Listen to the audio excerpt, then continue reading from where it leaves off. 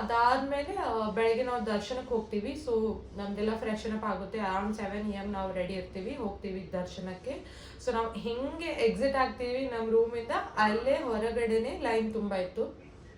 ಅಲ್ಲೇ ಲೈನ್ ನಾವು ಅನ್ಕೊಂಡ್ವಿ ಇದೇ ಮೇ ಬಿ ಇದೇ ಇಷ್ಟೇ ಇರ್ಬೋದು ಲೈನ್, ಅಂಡ್ ಒಳಗಡೆ ಡೈರೆಕ್ಟ್ಲಿ ಮೇ ಬಿ ಇದು ಬೇಗ 1 hour ಅಲ್ಲಿ ದರ್ಶನ ಆಗುತ್ತೆ ಅಂತ ಇಷ್ಟು ಬೇಗ ಹಚ್ಚಿದ್ವಿ ಅಂದಮೇಲೆ ಬೇಗ ದರ್ಶನ ಆಗ್ತದೆ ಅಂತ ನಾವು ಲೈನಲ್ಲಿ ನಿಂತ್ಕೊಂಡ್ವಿ. ಅದು ಲೈನು ಇಷ್ಟು ಉದ್ದ ಇತ್ತಂದ್ರೆ ದೇವಸ್ಥಾನ ತುಂಬಾ ಒಳಗಡೆ ಇತ್ತು. ಆ ದೇವಸ್ಥಾನದಿಂದ ಹೊರಗಡೆ ಒಂದು 2-3 ಪಟ್ಟು ಹೊರಗಡೆ ಲೈನ್ ಇತ್ತು. ಅಲ್ಲಿ ಇಲ್ಲ ಮತ್ತೆ ಟೀ ಕೊಡೋಕ್ಕೂ ಬರ್ತಾ ಇದ್ರು ಲೈನಿಂದ, ಟೀ ವ್ಯವಸ್ಥೆ ಇತ್ತು ಬಂದು. ಆಮೇಲೆ ಎಲ್ಲ ದೇವಸ್ಥಾನದ ಬಾಗಿಲ ಹತ್ರ ಹೋದಾಗೆಲ್ಲ ದೇವಸ್ಥಾನ ಪೂಜೆಗೆ ಏನು ಬೇಕಾಗ್ತದೆಲ್ಲ ಹೂವು ಎಲ್ಲ ಹಣ್ಣು ಎಲ್ಲ ಇಟ್ಟಿದ್ರು. ನಾವು ಹಂಗೆ ಲೈನ್ ಹಚ್ಕೊಂಡು 7 ಗಂಟೆಗೆ ಹಚ್ಚಿದ್ವಿ ಲೈನು. ಅಲ್ಲಿ ದೇವಸ್ಥಾನದ ಬಾಗಿಲ ಹತ್ರ ಹೋಗೋ ಮಟ್ಟ ಅಂದರೆ 11 ಗಂಟೆ ಆಗಿತ್ತು. ಹೋಗಿ ಆಮೇಲೆ ಎಲ್ಲ ದೇವ್ರದ್ದೆಲ್ಲ ವಸ್ತು ಬುಟ್ಟಿಲಿ ಹಾಕಿಕೊಟ್ರು, ಹೂವು ಅದೆಲ್ಲ ತೊಗೊಂಡು ದೇವಸ್ಥಾನದ ಒಳಗಡೆ ಹೋಗಿ ಇನ್ನೇನು ದೇವ್ರ ದರ್ಶನ ಆಯಿತು ಬರ್ತೀವಿ ಅನ್ನೋಷ್ಟರಲ್ಲಿ ಒಳಗಡೆ ಮತ್ತೆ ಇನ್ನೂ ತುಂಬ ಗದ್ದಲ, ಅಷ್ಟು ಲೈನು. ಹಿಂಗೆಲ್ಲ ಲೈನ್ ಎಲ್ಲ ಹಂಗೆ ಮಾರ್ಕ್ ಮಾಡಿಬಿಟ್ಟಿದ್ದಾರೆ. ಲೈನಲ್ಲೇ ಹೋಗಬೇಕು. ಅದೇನೇ ಒಂದು 5 ಪಟ್ಟಿದೆ, 4-5 ಪಟ್ಟಿದೆ. ಒಂದು ಹೆಂಗೆ ಇಷ್ಟಿಷ್ಟು ಒಂದು 5 ಲೈನ್ಗಳು ಅಂಥವು 5 ಪಟ್ಟು ಲೈನ್ ಇದೆ. ಸ್ಪೆಷಲ್ ಪಾಸ್ ಇತ್ತು ಅನ್ಸುತ್ತೆ, ಬಟ್ ಸ್ಪೆಷಲ್ ಪಾಸ್ಗೂ ಕೂಡ ಇಷ್ಟೇ ಲೆವೆಲ್ ಆಫ್ ಲೈನ್ಸ್ ಇತ್ತು. ಆಮೇಲೆ ಒಳಗಡೆ ಹೋಗ್ತಾ ಇದ್ವಿ ಅಲ್ಲಿ ಎಲ್ಲ ಸಮೀಪದಲ್ಲೆಲ್ಲ ಒಂದು ಟಿವಿಯಲ್ಲಿ ತೋರಿಸ್ತಾ ಇದ್ರು ಒಳಗಡೆ ದೇವರ ದರ್ಶನ ಹೆಂಗಿರ್ತದೆ, ದೇವ್ರು ಹೆಂಗಿದೆ ಅಂತ. ಅದನ್ನ ನೋಡ್ತಾ ಹೋಗ್ಬೋದು ನಾವು. ಮತ್ತೆ ಹಾಗೆ ಅಲ್ಲೆಲ್ಲೇ ಮತ್ತೆ ದಕ್ಷಿಣೆ ಹಾಕ್ಲಿಕ್ಕೆಲ್ಲ ಹುಂಡಿಗಳನ್ನ ರೆಡಿ ಮಾಡಿಟ್ಟಿರ್ತಾರೆ. ನಾವು ಅಲ್ಲಿ ಹಾಕ್ಬೋದು, ದೇವಸ್ಥಾನ ಒಳಗಡೆನೂ ಹಾಕ್ಬೋದು. ಹಾಗೆ ಲೈನ್ ಮಾಡ್ಕೊಂಡು ಒಳಗೆ ಹೋದ್ವಿ. ದೇವಸ್ಥಾನ ಹತ್ರ ಹೋದ ತಕ್ಷಣ ಇನ್ನೇನು ದರ್ಶನ ಮಾಡ್ಕೊಂಡು ಹೊರ ಬರಬೇಕು ಅನ್ನೋಷ್ಟರಲ್ಲಿ ಮತ್ತೆ ಒಂದು ಅರ್ಧ ಗಂಟೆ ದೇವಸ್ಥಾನದ ಗರ್ಭಗುಡಿ ಬಾಗಿಲ ಹಾಕಿಬಿಟ್ರು. ಯಾಕಂದರೆ ಅಲ್ಲಿ ಪೂಜೆ ನಡೀತಾ ಇದೆ, ಮತ್ತೊಂದು ಅರ್ಧ ತಾಸು ಬಿಟ್ಟು ತೆಗಿತಾರೆ ಅಂತ. ಹಂಗಾಗಿ ಮತ್ತೆ ಅಲ್ಲಿ ಸ್ವಲ್ಪ ವೇಟ್ ಮಾಡಿದ್ವಿ. ಆಮೇಲೆ ಅರ್ಧ ಗಂಟೆ ಆದಮೇಲೆ ತೆಗೆದ್ರು. ಆಮೇಲೆ ತುಂಬ ಚೆನ್ನಾಗಿ ಜೋರಾಗಿ ಪೂಜೆ ಮಾಡ್ತಾಯಿದ್ರು. ನಮಗೆ ದೇವ್ರ ದರ್ಶನ ಆಯಿತು. ಮತ್ತು ಅಲ್ಲಿ ಸಣ್ಣ ಅರ್ಚಕರು ಇರ್ತಾರೆ, ನಮ್ಗೆ ಯಾವುದು ಪೂಜೆ ಬೇಕೋ ಅದನ್ನು ಮಾಡಿಸ್ಕೊಡ್ತಾರೆ. ಅಲ್ಲೆಲ್ಲ ಕರಿತಿರ್ತಾರೆ, ಅವ್ರು ಬನ್ನಿ ನಿಮಗೆ ಇದು ಪೂಜೆ ಮಾಡಿಸ್ತೀವಿ ಅದು ಮಾಡ್ಕೊಳ್ಳಿ ಅಂತ. ಅದೆಲ್ಲ ವ್ಯವಸ್ಥೆ ಇತ್ತು. ನಾವು ಮತ್ತೆ ಲೈನಲ್ಲಿ ಹೋಗಿ ದೇವ್ರ ದರ್ಶನ ಮಾಡಿದ್ವಿ. ಅಲ್ಲಿ ತುಂಬ ನುಗ್ಗಲು 1-2 ನಿಮಿಷಕ್ಕೆ ಕಣ್ತುಂಬ ದೇವ್ರು ನೋಡ್ಕೊಳ್ಳೋಕ್ಕಾಗಲ್ಲ.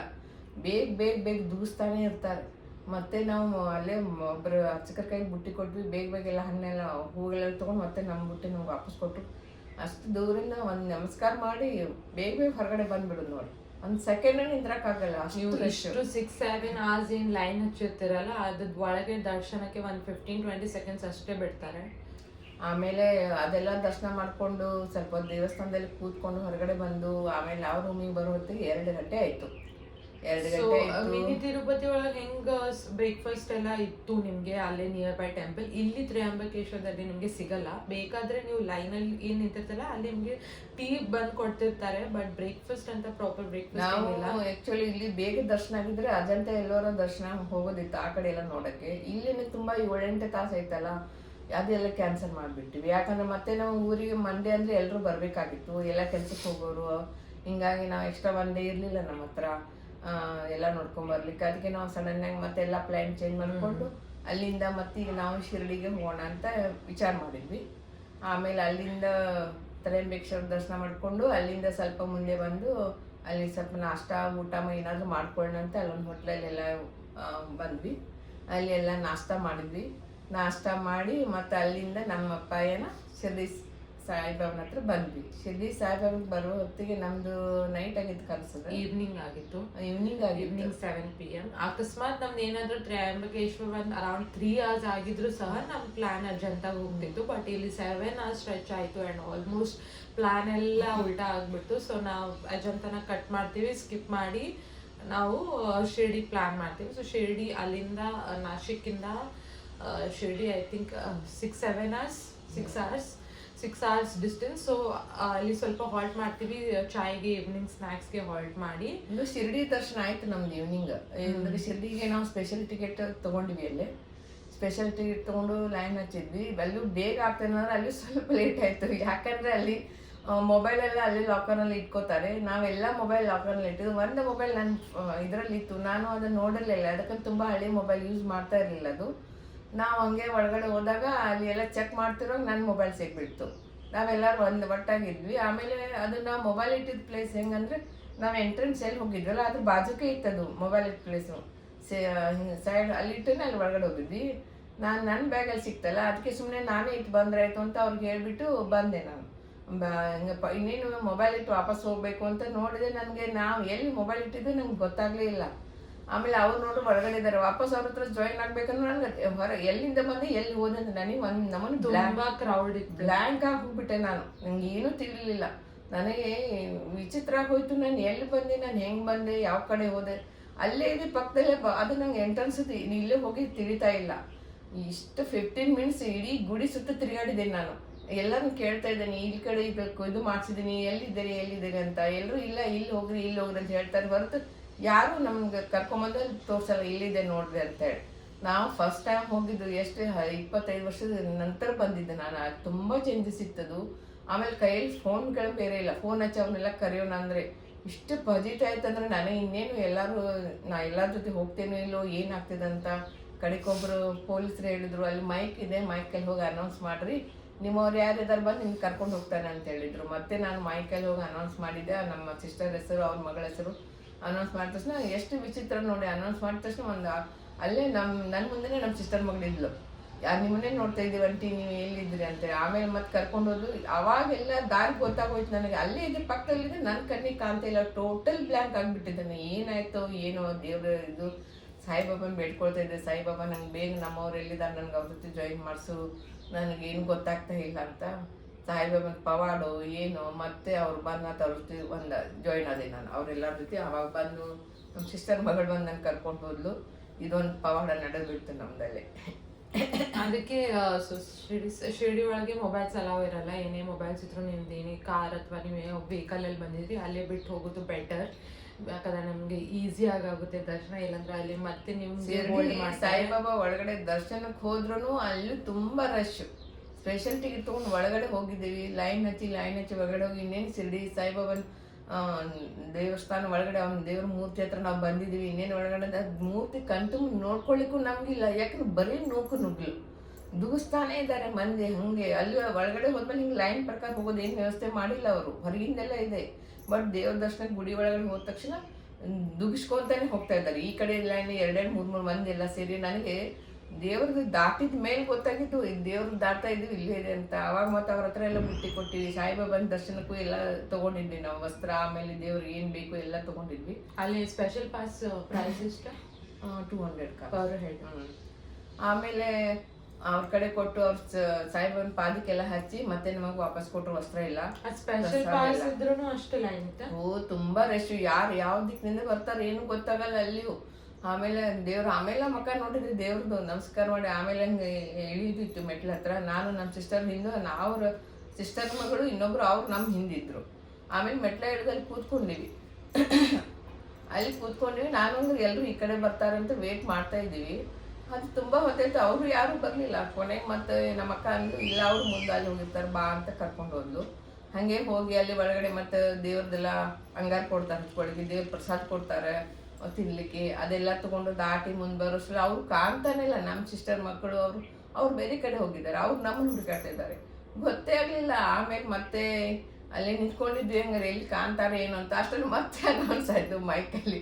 ನಮ್ಮ ಸಿಸ್ಟರ್ ಮಗಳು ಅಲ್ಲಿ ಹೋಗಿ ಅವ್ರ ಮಮ್ಮಿ ಹೆಸರು ನನ್ನ ಕೂಗ್ತಾ ಇದ್ದಾಳೆ, ಕಮಲಾಕ್ಷಿ ದೇವಿ ಎಲ್ಲಿದ್ದೀರಾ ಬರ್ರಿ ಅಂತ. ಮತ್ತೆ ನಮ್ಗೆ ಆಶ್ಚರ್ಯ, ನಾವು ಕಳ್ಕೊಂಡಿದ್ವಿ ಅಂತೇಳಿ. ಕೊನೆಗೆ ಮತ್ತೆ ನಾನು ನಮ್ಮ ಸಿಸ್ಟರಲ್ಲಿ ಹೋಗಿದ್ರೆ ಅವ್ರು ಬಂದ್ವಿ. ಈ ಥರ ಎಲ್ಲ ಪಂಜಿತಾಯ್ತು ನಮ್ಮ ಶಿರ್ಡಿಯಲ್ಲಿ. ಎಷ್ಟೊಂದು ಎಷ್ಟು ಕೈಯಾಗಿ ಮೊಬೈಲ್ ಇಲ್ಲದೆ ಅಡ್ಡಾಡ್ತಿರ್ತೀವಲ್ಲ, ಎಷ್ಟು ಪ್ರಾಬ್ಲಮ್ ಆಗ್ತದೆ ಅಂತ.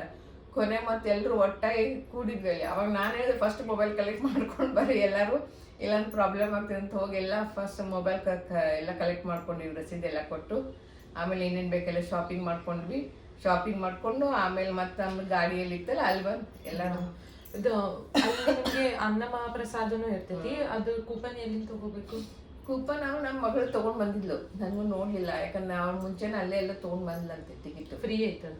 ಅದೇ ಫ್ರೀನೇ, ಅದು ಅನ್ನ ಪ್ರಸಾದಕ್ಕೆ ತೊಗೊಂಡು ಬಂದ್ಲು. ಆಮೇಲೆ ನಾವು ಮತ್ತು ಎಲ್ಲರೂ ಸೇರಿಕೊಂಡು ಟೆಂಪಲ್ ಇಲ್ಲಾಂದ್ರೆ ಅನ್ನ ಮಹಾಪ್ರಸಾದ್ ಪ್ಲೇಸ್ ಒಂದು ಬೇರೆ ಕಡೆನೇ ಇರುತ್ತೆ. ಸೊ ನಾವು ಅಲ್ಲಿ ಆಟೋ ಮಾಡ್ಕೊಂಡು ಹೋಗ್ತೀವಿ ಅನ್ನ ಪ್ರಸಾದ್ ಪ್ಲೇಸ್ಗೆ.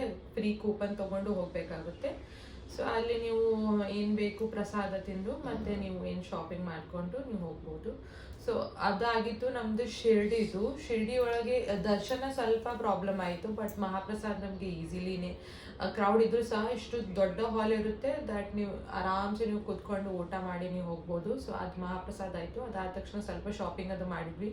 ಶಾಪಿಂಗ್ ಅದು ಮಾಡಿ ನಮ್ಮ ಪ್ಲಾನ್ ಇದ್ದಿದ್ದು ನಮಗೆ ಮತ್ತೆ ಟ್ರಾವೆಲ್ಗೆ ನಮಗೆ ಟೈಮ್ ವೇಸ್ಟ್ ಮಾಡೋದು ಇರಲಿಲ್ಲ. ಅದಕ್ಕೆ ನಾವು ಅದೇ ದಿವಸ ನಾವು ಟ್ರಾವೆಲ್ ಮಾಡಿ ಶನಿ ಶಿಗ್ನಾಪುರ್ಗೆ ಹೋಗ್ತೀವಿ. ಯಾಕಂದರೆ ಫಾರ್ ಎಕ್ಸಾಂಪಲ್ ಇವಾಗ ನಾವು ಸ್ಟೇ ತೊಗೊಂಡ್ರೆ ಶಿರ್ಡಿಯಲ್ಲಿ ಮತ್ತೆ ಬೆಳಗ್ಗೆ ಎದ್ದು ಫ್ರೆಶನ್ ಅಪ್ ಆಗಿ ಇಲ್ಲಿಂದ ಮತ್ತೆ ಶನಿ ಶಿಗ್ನಾಪುರ್ಗೆ ಹೋಗ್ಬೇಕಾಗುತ್ತೆ ಟ್ರಾವೆಲ್ ಮಾಡಿ. ಹಾಗೇನೆ ಜಾಸ್ತಿ ಟೈಮ್ ಆಗುತ್ತೆ. ಅದ್ರ ಬದಲಿ ನಾವು ಇಲ್ಲಿಂದನೇ ಟ್ರಾವೆಲ್ ಮಾಡಿ ಇವತ್ತು ಹೋದರೆ ನಮಗೆ ಡೈರೆಕ್ಟ್ ನಾಳೆ ನೆಕ್ಸ್ಟ್ ಡೇ ದರ್ಶನಕ್ಕೆ ನಮಗೆ ಟೈಮ್ ಸಿಗುತ್ತೆ ಆ್ಯಂಡ್ ಟ್ರಾವೆಲಿಂಗ್ ಟೈಮ್ ಕಟ್ ಆಗುತ್ತೆ.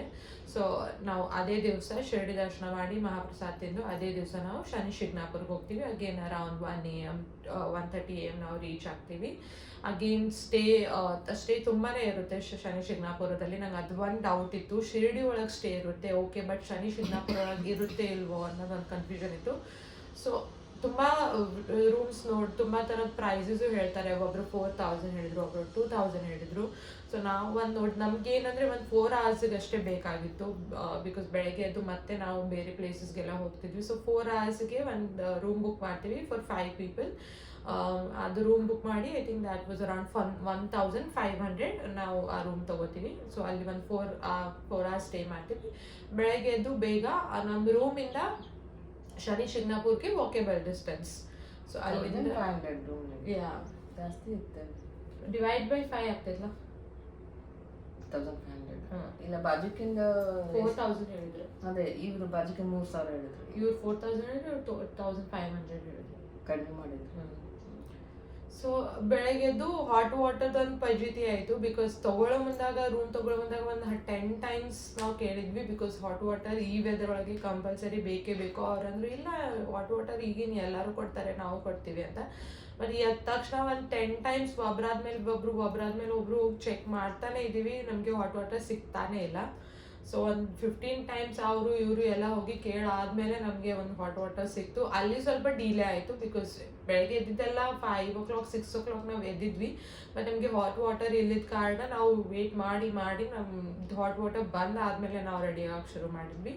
ಸೊ ಅಲ್ಲೊಂದು ಸ್ವಲ್ಪ ಟೈಮ್ ಹೋಯಿತು. ಸೊ ಅಲ್ಲಿಂದ ಡೈರೆಕ್ಟ್ ವಾಕೇಬಲ್ ಇತ್ತು ಶನಿ ಶಿಗ್ನಾಪುರ್. ಅಲ್ಲೂ ಏನು ಬ್ರೇಕ್ಫಾಸ್ಟ್ ಮಾಡಲಿಲ್ಲ ನಾವು, ಯಾಕಂದರೆ ಡೈರೆಕ್ಟ್ಲಿ ದರ್ಶನ ಮಾಡೋಣ, ನಿಯರ್ ಬೈ ಇದೆ ಆ್ಯಂಡ್ ರಶ್ಶು ಕೂಡ ಇರಲಿಲ್ಲ. ಸೊ ದರ್ಶನ ಮಾಡಿ ಬ್ರೇಕ್ಫಾಸ್ಟ್ ಮಾಡೋಣ ಅಂತ ನಾವು ಅಲ್ಲಿ ಅವ್ರು ನಮ್ದೇನು ಹೆಲ್ಪರ್ ಇದ್ರು ಅದು ಸ್ಟೇದು ಅವ್ರನ್ನ ಕರ್ಕೊಂಡು ಹೋಗಿ ಒಂದು ಶಾಪ್ ಇತ್ತು, ಅಲ್ಲಿ ಏನಾದ್ರು ತೊಗೊಳ್ಳೋದು.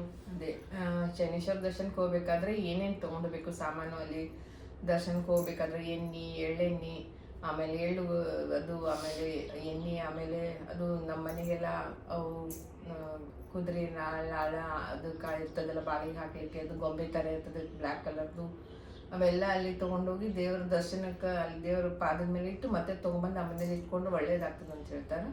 ಅದೆಲ್ಲ ಅವ್ರು ಕೊಟ್ಟು ಅವ್ರದ್ದು ದರ್ಶನದ ಒಳಗೆ ಹೋದ್ಮೇಲೆ ನೀವು ದರ್ಶನ ಆದ ತಕ್ಷಣ ಸೀದಾ ಬಂದ್ಬಿಡ್ಬೇಕು. ಹಿಂದುವಳಿ ಯಾವುದೇ ಪ್ರಸಂಗಕ್ಕೂ ನೋಡಬಾರ್ದು ಅಂತ ಹೇಳಿದ್ರು. ದೇವಸ್ಥಾನದಲ್ಲಿ ಯಾರು ಏನೇ ಕೊಟ್ಟರು ತೊಗೋಬಾರ್ದು, ನೀವು ಯಾರು ಏನು ಕೊಡಬಾರ್ದು, ಇಂಥವೆಲ್ಲ ಇತ್ತು. ಯಾಕಂದ್ರೆ ಅದು ಶನೇಶ್ವರ ದೇವಸ್ಥಾನ ಅಲ್ಲ, ಅಲ್ಲಿ ಒಂದು ಸ್ವಲ್ಪ ರೂಲ್ಸ್ ಜಾಸ್ತಿ ಇರ್ತದೆ.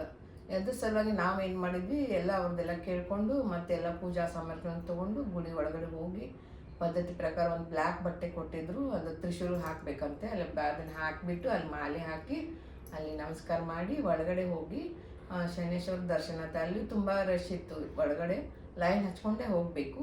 ಸ್ಪೆಷಲ್ ಎಂಟ್ರಿನೂ ಇತ್ತು, ಬಟ್ 500 ರೂಪಾಯಿ ಪರ್ ಪರ್ಸನ್.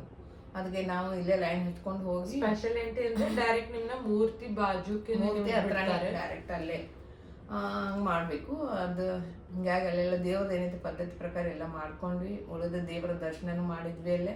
ಮತ್ತು ಅಲ್ಲಿಂದ ಸೀದಾ ಮತ್ತೆ ಹೊರಗಡೆ ಬಂದ್ವಿ. ಗುಡಿಯಿಂದ ಬಂದು ಅಲ್ಲೊಂದೆರಡು ಫೋಟೋನ ತಗೊಂಡ್ವಿ, ಪ್ಲೇಸ್ ಎಲ್ಲ ಸ್ವಲ್ಪ ಚೆನ್ನಾಗಿದೆ ಅಂತ. ಹಾಗೆ ಅಲ್ಲಿಂದ ಹೊರಗಡೆ ಬಂದು ಮತ್ತೆ ಎಲ್ಲರೂ ಸೇರಿ ನಮ್ಮದು ಕಾರಲ್ಲಿ ಕೂತ್ಕೊಂಡು ನೆಕ್ಸ್ಟ್ ಮುಂದಿನ ಪ್ರಯಾಣಕ್ಕೆ ನಾವು ರೆಡಿ ಆದ್ವಿ. ಅಜಂತ ಎಲ್ಲರೂ ಹೋಗೋದಿತ್ತು, ಟೈಮ್ ಸಾಲಿಲ್ಲ.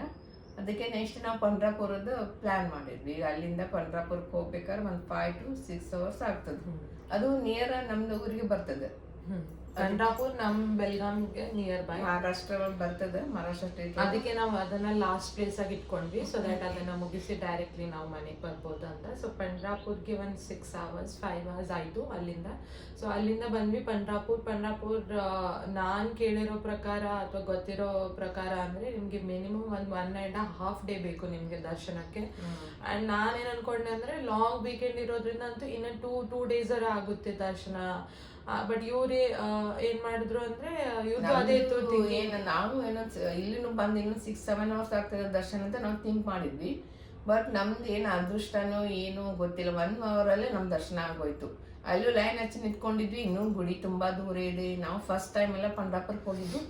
ಗುಡಿ ಇನ್ನೂ ದೂರ ಇದೆ, ಇಲ್ಲಿ ಎಷ್ಟು ಗಂಟೆ ಆಗ್ತದೆ ಏನು ಅಂತ ವಿಚಾರ ಮಾಡ್ತಾ ಇರುವಾಗ ಕಣ್ಮುಚ್ಚಿ ಕಣ್ ತೆಗೆದ್ರಲ್ಲಿ ದೇವ್ರ ದರ್ಶನ ಆಗೋಯ್ತು. ಅದೇನು ಆಯ್ತು ಇಲ್ಲ ಅನಿಸ್ಬಿಡ್ತು ನನಗೆ. ಯಾಕಂದರೆ ನಾವು ಇಷ್ಟು ಲೈನು ಇನ್ನು ಇಲ್ಲೂ ತುಂಬ ಟೈಮ್ ಆಗ್ತದೆ ಅನ್ನೋಷ್ಟರಲ್ಲಿ ನಮಗೆ ಒಳಗೆ ದೇವ್ರ ದರ್ಶನ ತುಂಬ ಚೆನ್ನಾಗಾಯ್ತು. ತ್ರಯಾಂಬಕೇಶ್ವರ್ ಕಂಪೇರ್ ಮಾಡಿದ್ರೆ ನಾನು ಅನ್ಕೊಂಡಿದ್ನಿ ಪಂಡ್ರಾಪುರ್ ಜಾಸ್ತಿ ಟೈಮ್ ಆಗುತ್ತೆ ಅಂತ, ಬಟ್ ಇದು ಫುಲ್ ಬೇಗ ದರ್ಶನ ಆಯ್ತು. ಬಟ್ ಏನಂದ್ರೆ ಇಲ್ಲೂ ತುಂಬ ನೋಡ್ಕೊಳಕ್ಕೆ ಟೈಮ್ ಕೊಡಲ್ಲ, ದುಗಿಸ್ತಾ ಇರ್ತಾರೆ ದೇವ್ರ ಹತ್ರ ಹೋದ ತಕ್ಷಣ. ನಂಗೆ ನಮ್ಮ ಸಿಸ್ಟರ್ ಹೇಳಿದ್ಲು, ಹೋದ ತಕ್ಷಣ ನೀನು ಪಾದ ಮುಟ್ಟಿ ನಮಸ್ಕಾರ ಮಾಡೋ, ಬರೀ ಮುಖ ನೋಡ್ಕೊತ ನಿಂತ್ಬೇಡ ಕಳಿಸ್ತಿರ್ತಾರೆ ಅಂದ್ಲು. ನಾನು ಹೋದ ತಕ್ಷಣ ಫಸ್ಟ್ ದೇವ್ರ ಮುಂದೆ ಪಾದ ಮುಟ್ಟಿ ನಮಸ್ಕಾರ ಮಾಡಿ ಹೂವು ತೊಗೊಂಡೋಗಿದ್ದೆ, ದೇವ್ರ ಪಾದದಲ್ಲಿಟ್ಟು ಆಮೇಲೆ ನೋಡಿ ನಮಸ್ಕಾರ ಮಾಡೋಷ್ಟರಲ್ಲಿ ಅವ್ರು ಕಳಿಸ್ತಾನೆ ಇದ್ದಾರೆ. ಬಂದೆ ಮತ್ತು ದೇವ್ರದ್ದು ತುಂಬ ದರ್ಶನ ಆಯಿತು ದೇವ್ರದ್ದು. ಸೊ ಅದೊಂದು ಅನ್ಎಕ್ಸ್ಪೆಕ್ಟೆಡ್ ಆಯಿತು, ಬಿಕಾಸ್ ನಾವು ಅನ್ಕೊಂಡ್ರೆ ಟೈಮ್ ಆಗುತ್ತೆ ಆ್ಯಂಡ್ ಮೇ ಬಿ ನಾವು ಬೆಲ್ಗಾಮ್ನ ನೆಕ್ಸ್ಟ್ ಡೇ ಮಾರ್ನಿಂಗ್ ರೀಚ್ ಆಗ್ತೀವಿ ಅನ್ಕೊಂಡಿದ್ವಿ. ಬಟ್ ಅದಿಷ್ಟು ಜಲ್ದಿ ದರ್ಶನ ಆಗಿರೋದ್ರಿಂದ ನಾವು ಅವತ್ತೇ ಆ ಮೂಮೆಂಟೇ ನಾವು ಬಿಟ್ವಿ. ಆ್ಯಂಡ್ ನಾವು ಸ್ವಲ್ಪ ಟೈಮ್ ಒಳಗೇನೆ ಅಂದರೆ ಅರೌಂಡ್ ಅದೇ ದಿವಸ ನೈಟೇ ನಾವು ಬೆಲ್ಗಾಮ್ ರೀಚ್ ಆದ್ವಿ. ಅಲ್ಲಿಂದ ಮತ್ತು ಪಂಡ್ರಾಪುರ ದರ್ಶನ ಆದಮೇಲೆ ಅಲ್ಲಿಂದ ಸ್ವಲ್ಪ ಹಂಗೆ ಲೈಟಾಗಿ ಸ್ನ್ಯಾಕ್ಸ್ ತಿಂದ್ವಿ. ತಿಂದು ಹಾಗೆ ಬಂದ್ವಿ. ಚಿಕ್ಕೋಡಿ ಹತ್ರ ಬಂದಾಗ ಒಂದು ಹೋಟೆಲ್ ತುಂಬ ಚೆನ್ನಾಗಿತ್ತಂತ ಅಲ್ಲಿ ಊಟ ಮಾಡಕ್ಕೆ ಹೋದ್ವಿ. ಅಲ್ಲೇ ನಮ್ಮ ರಾತ್ರಿ ಡಿನ್ನರ್ ಮುಗಿಸಿದ್ವಿ. ಡಿನ್ನರ್ ಮುಗಿಸಿ ಹೊಳ್ಳೆ ನಮ್ಮ ಮನೆಗೆ ನಾವು ಬರುವಷ್ಟರಲ್ಲಿ ರಾತ್ರಿ 1:30 ಆಗಿತ್ತು. 1:30 ಆಗಿತ್ತು. ಆಯಿತು, ಮನೆಗೆ ಬಂದು ರೀಚ್ ಆದ್ವಿ. ಎಲ್ಲರೂ ಸೇಫಾಗಿ ಬಂದ್ವಿ. ಮತ್ತೆ ಎಲ್ಲ ಕಡೆನೂ ದರ್ಶನ ಚೆನ್ನಾಗಿತ್ತು ದೇವ್ರದ್ದು. ಒಂದು ದರ್ಶನ ಮಿಸ್ ಆಗ್ಲಿಲ್ಲ, ಎಲ್ಲ ದೇವ್ರದ್ದು ದರ್ಶನ ಆಯ್ತು. ಸ್ವಲ್ಪ ಟೈಮ್ ಒಳಗೆ ಡಿಫ್ರೆನ್ಸ್ ಆಯ್ತು, ಬಟ್ ಯಾವ್ದು ದರ್ಶನ ಮಿಸ್ ಆಗಿಲ್ಲ. ಆಮೇಲೆ ಎಲ್ಲ ಖರ್ಚನ್ನು ಮ್ಯಾನೇಜ್ ಆಯ್ತು. ನಾವು 5 ಜನ ಹೋಗಿದ್ವಲ್ಲ, 5 ಮಂದಿಗೂ ಡಿವೈಡ್ ಮಾಡ್ಕೊಂಡು ನಾವು ತಗೊಂಡ್ವಿ. ಖರ್ಚೇನು ಅಷ್ಟೇನು ಬರಲಿಲ್ಲ. ಸೊ ಕಾರ್ದು ಎಷ್ಟಾಯ್ತು ಅಂತ ಹೇಳ್ತೀನಿ. ಸೊ ಕಾರ್ದು ಟೋಟಲ್ ನಮಗೆ ಆಯಿತು ಫಾರ್ 3 days ನಾವು ಇಷ್ಟೆಲ್ಲ ಪ್ಲೇಸಸ್ ಕವರ್ ಮಾಡೋದಕ್ಕೆ ಅರೌಂಡ್ 121,500 ಆಯಿತು. ಸೊ ಇಷ್ಟಾಯ್ತು. ಅದು ಅವ್ರದ್ದು ಬೇಸಿಸ್ ಮೇಲೆ ಇರುತ್ತೆ. ಇನ್ಸೈಡ್ ಕರ್ನಾಟಕ ಆದರೆ ಇಷ್ಟು ಪರ್ ಕಿಲೋಮೀಟರ್ ಅಂತ ಇರುತ್ತೆ, ಔಟ್ಸೈಡ್ ಆದರೆ ಮತ್ತೆ ಅದಕ್ಕೆ ಪ್ರೈಸ್ ವೇರಿ ಆಗುತ್ತೆ. ಸೊ ಅವ್ರು ಹೇಳೋ ಪ್ರಕಾರ 14 rupees ಇರುತ್ತೆ ಔಟ್ಸೈಡ್. ಸೊ ಇಷ್ಟು ಆಯಿತು. ಸೊ ಅದೊಂದು ಕಾರ್ ಇರೋ ಕಾರಣ ನಿಮ್ಗೆ ಯಾವ್ದು ಬೇಕಾದ್ರೂ ಪ್ಲೇಸ್ ಎಲ್ಲಿ ಬೇಕಾದ್ರೂ ಅಟ್ ದ ಮೂಮೆಂಟ್ ಡಿಸೈಡ್ ಮಾಡಿ ನೀವು ಹೋಗ್ಬೋದು. ಸೊ ಅದು ಒಂದು ಅಡ್ವಾಂಟೇಜ್ ಆಗುತ್ತೆ ಕಾರ್ದು. ಸೊ ಹೀಗಿತ್ತು ನಮ್ಮದು. ಆ್ಯಂಡ್ ಒನ್ ಮೋರ್ ಥಿಂಗ್, ಒಂದು ಕ್ವೆಶನ್ ಇರ್ಬೋದು, ಅದು ಮೇ ಬಿ ವಾಶ್ರೂಮ್ಸ್ ನೀವು ಕಾರಲ್ಲಿ ಟ್ರಾವೆಲ್ ಮಾಡೋ ಮುಂದೆ ಏನಂತ. ನಾವು ಪದೇ ನಮ್ಮದು ಕಾರ್ CNG ಕಾರ್ ಇರೋದ್ರಿಂದ ಪದೇ ನಾವು ಪೆಟ್ರೋಲ್ ಪಂಪ್ ಹತ್ರ ನಾವು ಕಾರ್ನ ನಿಲ್ಲಿಸ್ಬೇಕಿದ್ವಿ. ಸೊ ಅಲ್ಲಿ ನಾವು ವಾಶ್ರೂಮ್ ನಾವು ಪೆಟ್ರೋಲ್ ಪಂಪ್ ಕಡೆನೇ ಜಾಸ್ತಿ ಹೋಗ್ತಾ ಇದ್ವಿ. ಆ್ಯಂಡ್ ಎವ್ರಿ ಟೈಮ್ ನಾವು ಒಂದು ಲಂಚ್ ಅಥವಾ ಸ್ನ್ಯಾಕ್ಸ್ ಅಥವಾ ಡಿನ್ನರ್ಗೆ ಯಾವ ಪ್ಲೇಸಿಗೆ ಹೋದ್ರು ಅಲ್ಲೂ ನಾವು ವಾಶ್ರೂಮ್ ಯೂಸ್ ಮಾಡ್ತಾ ಇದ್ವಿ. ಸೊ ಹಿಂಗೆ ನಮ್ಗೆ ವಾಶ್ರೂಮ್ದು ಕೂಡ ಪ್ರಾಬ್ಲಮ್ ಆಗಲಿಲ್ಲ. ಆ್ಯಂಡ್ ಯಾವುದೇ ಪ್ಲೇಸ್ಗೆ ನಾವು ಸ್ಟೇ ಮಾಡೋಕ್ಕೆ ಹೋದ್ರು ಸ್ಟೇ ಆಲ್ಮೋಸ್ಟ್ ಒಂದು 4-5 hours ಇಷ್ಟು. ಬಟ್ ಮೇಜರ್ಲಿ ಫ್ರೆಶನ್ ಅಪ್ ಆಗೋಕ್ಕೆ ನಾವು ಯೂಸ್ ಮಾಡಿದ್ವಿ.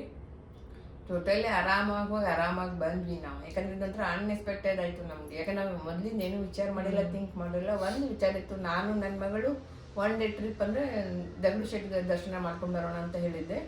ಅಷ್ಟು ಅನ್ನಿಸ್ತ್ರಲ್ಲೇ ಇದು ಮತ್ತು ನಮ್ಮ ಸಿಸ್ಟರು ಅವ್ರ ಮಗಳು ಅವರೆಲ್ಲ ಪ್ಲ್ಯಾನ್ ಮಾಡಿ 2 days ಬಿಫೋರ್ ಅವರು ರೆಡಿ ಆದರು.